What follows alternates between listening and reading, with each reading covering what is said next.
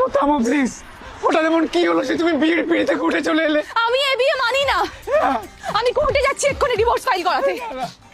আমি কি ভুল করেছি বলো? তুই আমার একদম টাচ করবি না বলে দিচ্ছি। আচ্ছা ঠিক আছে বাবু, কি হয়েছে বলো? ঠাকুর মশাইয়ের মন্ত্রগুলো কি উঠ হয়নি? হ্যাঁ, মসৃণ হচ্ছে, ফুচকা খেতে ইচ্ছে করছে, আইসক্রিম, চকলেট, এক্সরে কথা মনে পড়ছে।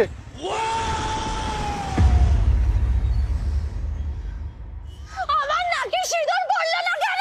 লাস্ট 5 বছর ধরে থেকে শেখাচ্ছি আমার নাকে যেন সিঁদুর পড়ে বিয়ের সময়। আর কি দিয়েছি তোর থেকে আমি? এটাই তো দিয়েছিলাম। এইটুকু তোর দ্বারা হলো না। আমি অনেক চেষ্টা করেছি, বিশ্বাস করো, আমি ঘাবড়ে গেছিলাম। আমি সমাজে মুখ দেখাবো কি করে? সবাই তো বলবে আমার বড় আমাকে একটুও ভালোবাসে না, কারণ আমার নাকে টাকায় সিঁদুর পড়েনি। তুমি তো জানো আমি তোমাকে কতটা ভালোবাসি। আমি জেনে কি হবে? সমাজ তো জানলো না।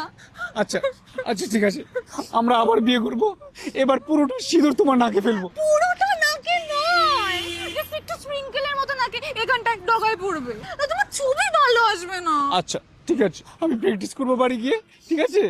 আচ্ছা পা ব্যথা করছে, কোলে নিয়ে চলো।